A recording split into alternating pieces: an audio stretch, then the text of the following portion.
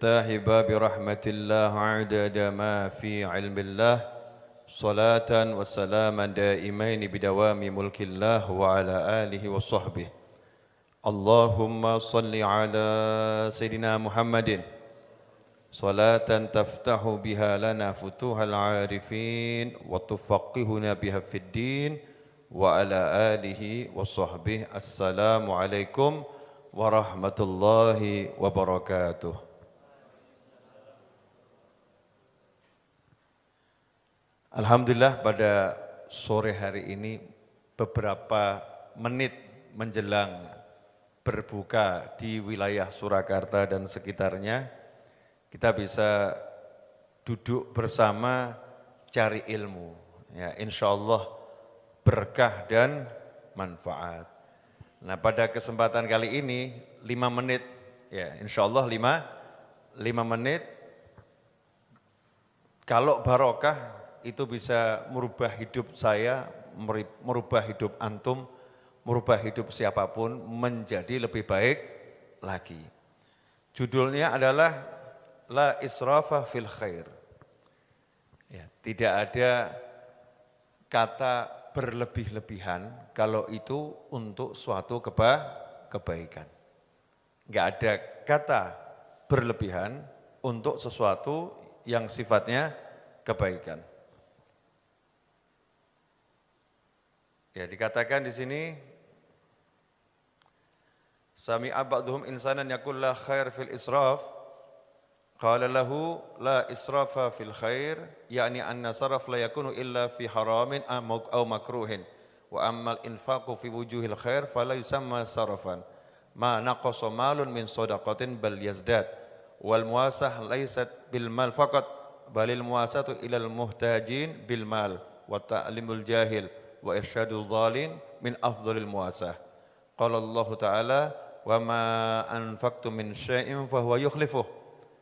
Lam yakul min mal bal idza a'taitahu kisratan ahyaita jismahul fani wa idza 'allamtahu mas'alatan fi dinihi ahyaita ruhahu al-baqi wasyattan bainal amrayn wa la yadurruhu idza mata juwai' wa dinuhu salim ma dharrahum ma asabahum fid dunya jabarallahu lahum bihi al-jannah atau kama qala. Ya, ini Habib Ahmad bin Umar bin Smith radhiyallahu anhu menyatakan la israfa fil khair. Karena ada orang mengatakan ya la khair fil israf. Kalau berlebih-lebihan itu enggak ada kebaikannya. Ya, ada orang seperti itu. Maka beliau mengomentari la israfa fil khair.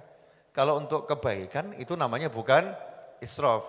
Israf itu kalau mengeluarkan harta untuk yang haram, itu namanya israf. Mengeluarkan harta untuk yang makruh, buat beli rokok, ya makruh. Kalau yang pendapat makruh, atau haram buat yang pendapat haram, berlebih-lebihan, nah itu namanya Tapi israf. Kalau untuk bantu orang, untuk berbuat yang baik, ya apapun itu, maka itu bukan saraf, bukan suatu yang berlebih-lebihan, bahkan itu adalah suatu kebaikan. Wa ammal infaqu fi wujhil khair fala yusamma sarafan. Orang yang mendermakan entah hartanya, entah ilmunya, entah tenaganya ya untuk kebaikan, maka dia tidak bisa disebut israf. Ya, misal kok ada orang bantu orang lain dengan angka yang sangat besar, materi besar. Ada orang ngomong sama dia, kamu jangan berlebih-lebihan, kamu jangan berlebih-lebihan. Itu salah, karena kalau untuk kebaikan tidak ada kata berlebih-lebihan. Dalam sebuah hadis Rasul bersabda sallallahu ma naqasa malun min shadaqatin bal yazdad. Riwayat Al-Qadha'i. Barang siap tidak akan berkurang harta yang disedekahkan, bahkan bertambah. Wal muasatu laysat bil mal faqat, yang namanya sedekah bantu orang itu tidak hanya dengan harta. Bahkan kalau kita bagi orang yang butuh duit ya dibantu dengan duit. Orang yang butuh ilmu ya dibantu dengan ilmu. Kita beri pelajaran. Kemudian orang-orang yang tersesat, nggak paham cara sholat, ya kan sholatnya kalau salah kan namanya tersesat sholat, nggak tahu cara sholat. Ya orang yang nggak paham agama, kemudian kita bimbing. Ya kita bimbing. Ini juga namanya membantu seseorang dalam kebaikan. Kita nggak boleh ngomong sama Habib sama Kiai, Habib, Kiai jangan berlebihan. Kalau dakwah jangan berlebihan, santai saja Habib. Ya, Kiai santai saja, jangan berlebihan. Kadang-kadang kan gitu, kalau sedekah jangan berlebihan. Kalau dakwah jangan berlebihan. Biar mata kita terbuka. Jadi yang namanya sedekah, yang namanya membantu ada dua jenis. Ada yang dengan harta, ada yang dengan tenaga, masuk bagian itu. Ada yang dengan ilmu. Allah mewahyukan, wa ma anfaqtum min syai'in fahuwa yukhlifuh. Surat Saba ayat 39, barang siapa mendermakan sesuatu maka Allah menggantinya. Dalam ayat ini Allah tidak menyebut harta. Ya. Wa ma anfaqtum min syai', apapun yang kamu dermakan, syai'-nya ini enggak diartikan harta. Allah enggak bilang harta apapun yang kamu dermakan. Tetapi Allah mengatakan sesuatu apapun yang kamu dermakan, Allah akan menggantinya. Habib Ahmad bin Umar bin Sumaid radhiyallahu anhu menafsirkan ayat ini diantaranya bal idza ataitahu kisrah ahyata jismah alfani.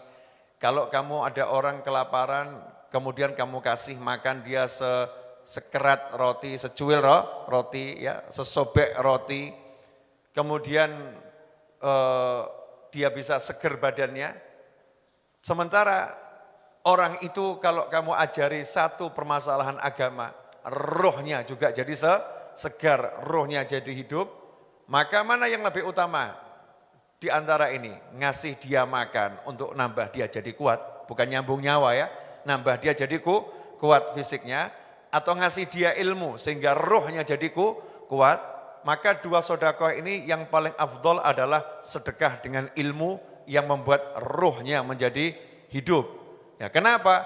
Karena kalau orang tadi sampai akhirnya meninggal karena kelaparan, dan tentunya kita jangan sampai ada orang meninggal karena kelaparan.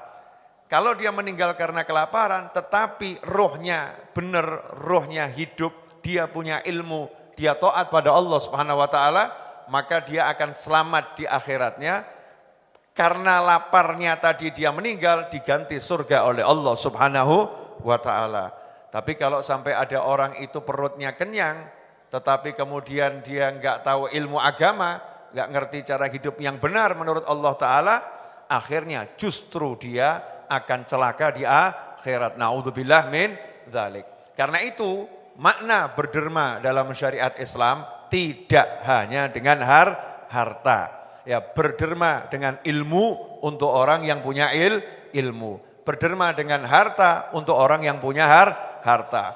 Kemudian berderma kepada fuqara wal masakin, yang paling hakiki adalah orang yang fakir ilmu, kemudian yang fakir harta juga dibantu. Alangkah indahnya kalau kita bisa dua-duanya, hartanya jalan, ngajarnya juga jalan. Semoga berkah manfaat. Wassallallahu ala sayyidina Muhammadin wa alihi washabihi wasallam walhamdulillahi rabbil alamin.